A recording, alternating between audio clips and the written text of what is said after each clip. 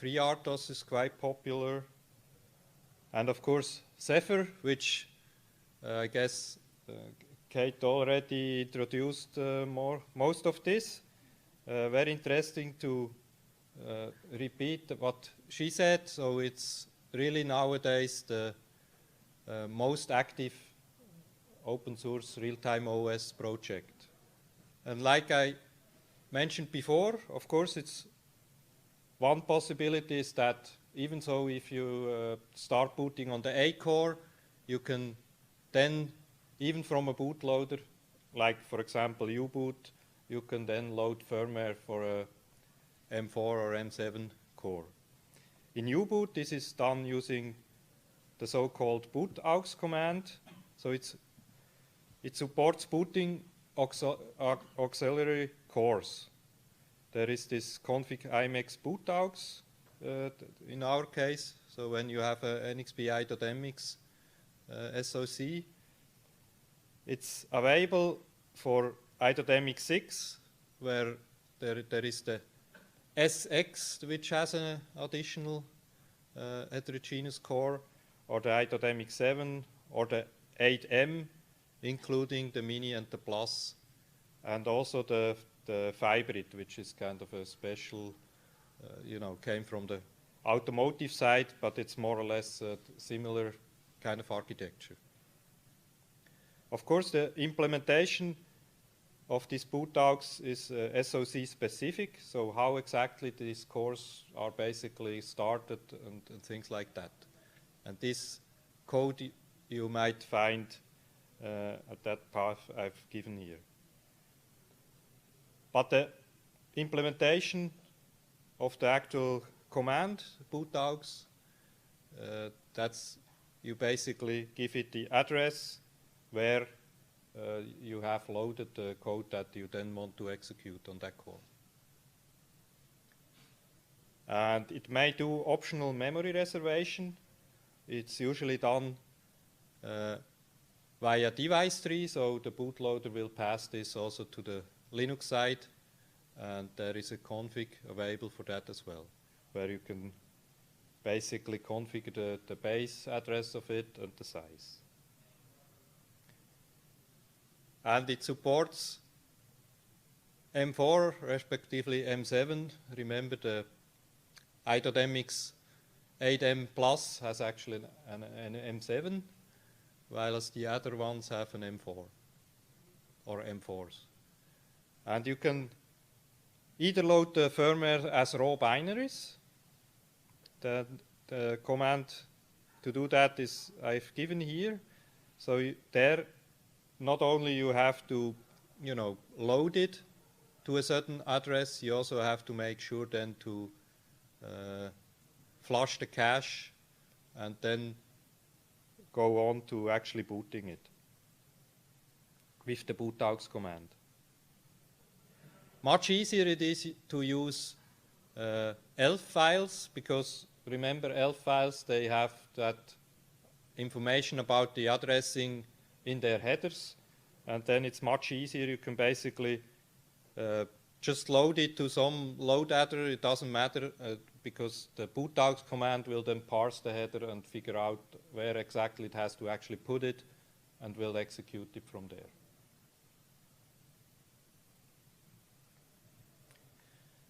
Then a third way to do it, which is more interesting in terms of my talk, of course, is that you actually do that from the Linux side. So modern SoCs with such heterogeneous remote processors, they are often available in such asymmetric configurations. And there, basically, it allows different platforms, architectures to control, to power on, load firmware, power off those remote processors. And it also, of course, allows abstracting such hardware differences. So from a Linux kind of a user point of view, this is all, transparent to the user. Then it further, of course, also adds RP message via IO devices, so you can actually then also communicate after you loaded your code and started it on those. You can then also communicate with those additional cores. The user API is basically, it has a call rproc boot, so that allows you to boot it. Booting meaning it loads the firmware and powers the core on. Usually, you know, it's about clocks and power domain, stuff like that. Then it can also be powered off. There is the rproc shutdown call. So a previously booted one basically can be turned off again. Usually it does not decrement the rproc ref counting, so it only the power ref counting. That means the user can still use such handle in a subsequent rproc boot call again.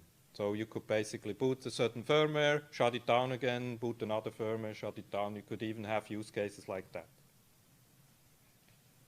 And then there is another call to actually find such rproc handle using device 3p handle.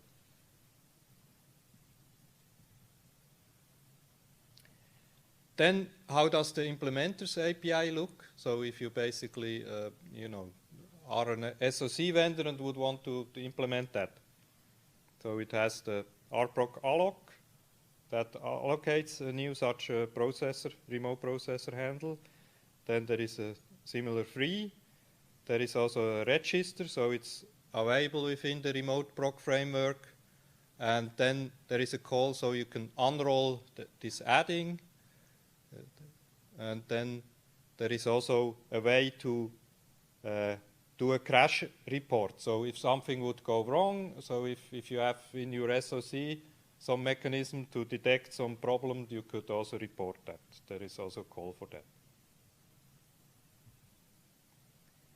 And then, of course, there are the callbacks for start, stop, and there is an additional one for kick. This is mainly used when you have some communication between the cores, so you could update the other side that you want to notify it not. So it can interrupt the remote processor to let it know that in a weird queue there is something available. And then, of course, there is also a binary firmware structure. Usually, it on the Linux rproc side, it uses exclusively ELF, either in the 32 or 64-bit flavor, depending on what kind of a core you have.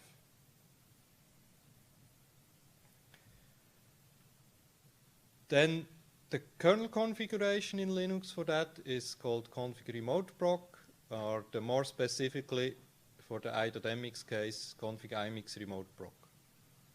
And you also need to add in the device tree certain things. It's for example, in the imx7 case, you have this imx7d CM4, and there you give it the clock, for example. This is the root clock of your M4 core. There is also a special property called FSL auto boot that will basically immediately when you boot Linux also via Rremoteproc boot your M4 core. Then you can give it some memory regions, for example, for your code and for the SRAM. And another thing which I kind of scratched before, this syscon stuff, which basically means that some of the registers that are relevant to control such cores are available in the SoC in some memory area which is used for for miscellaneous stuff, and that you have to give it this syscon handle. And then the reserved memory on the right side there, you see how you can do that. For example, on imx7, these are some specific addresses which are basically reserved, meaning that those are mapped that the A and the M cores can access these memory areas. And then this is hands-on how one can use the sysfs interface to do that.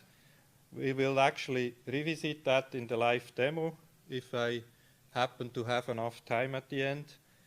so we will actually be able to live on the system execute those. But it basically allows you to check the state of the Rremoteproc.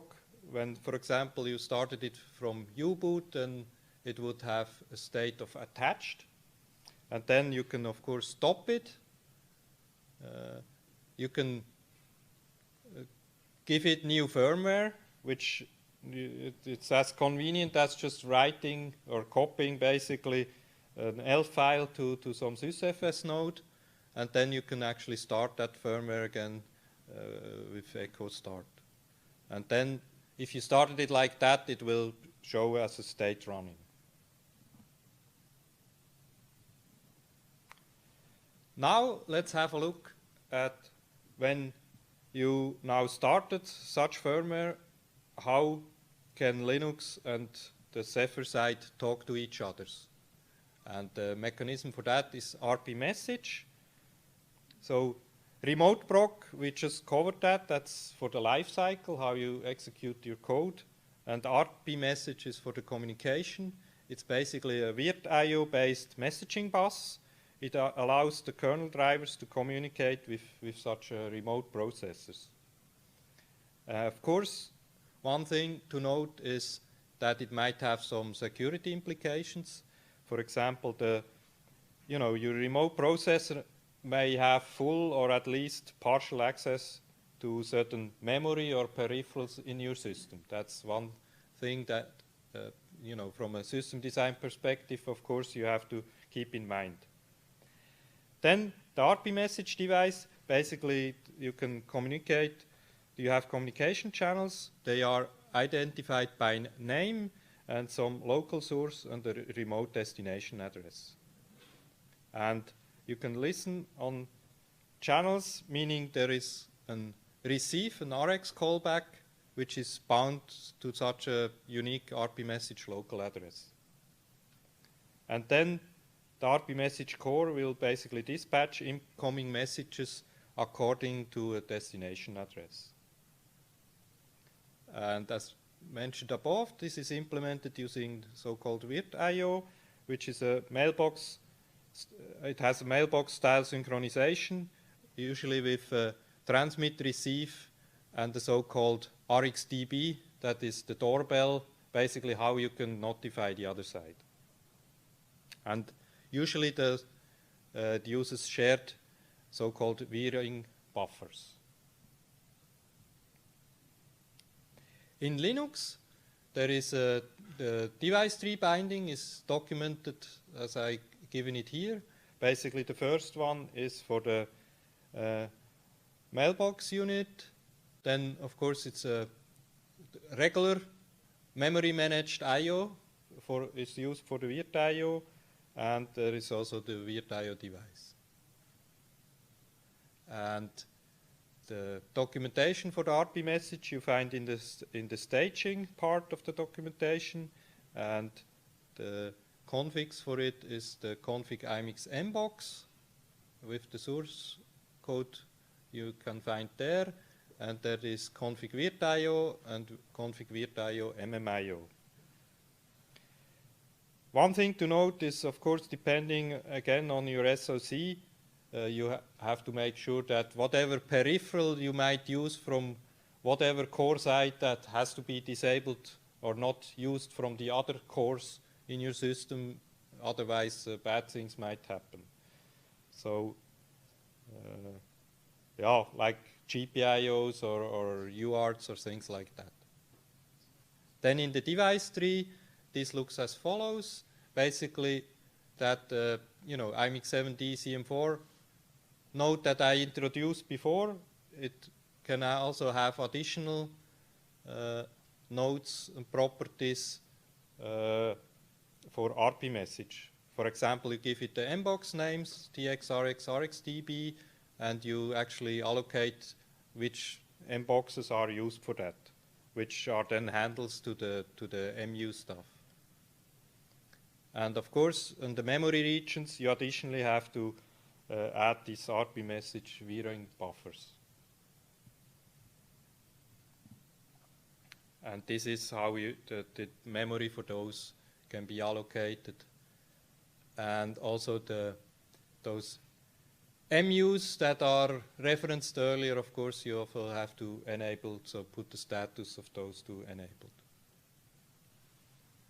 Then, of course, there is also the Zephyr side, and that's actually where Open HMP comes into play, and that I'm going to discuss now. So Open Asymmetric Multiprocessing, Open HMP, that's basically a framework providing software components to enable such development of HMP applications. It's actually a Linaro community project, and it allows operating systems to interact with a broad range of such complex heterogeneous architectures. It allows asymmetric multiprocessing applications to basically leverage the parallelism offered by such multi-core configurations. And it has integrated lifecycle management and also, of course, the interprocessor communication, IPC, which basically is what RP message is, not. And it provides a standalone library usable with RTOSes, or you may also use that, of course, bare metal. You could, run your bare metal code on M4 code, and also use this OpenHMP library. It's compatible with upstream Linux Rremoteproc and RP message components. It supports the following HMP configurations: either a Linux host with a generic or bare metal remote, or a generic bare metal host with a Linux remote. And the way that is kind of done is it has some proxy infrastructure, and it also has some demo showcases that with the ability to handle also printf, scanf, open, close, read, write calls from bare metal based remote contexts. So you could integrate that easily. This is the source structure of the OpenHMP framework, and in the Zephyr world, you find that on the Zephyr projects, modules, lib, OpenHMP. So that's basically integrated in the Zephyr sources.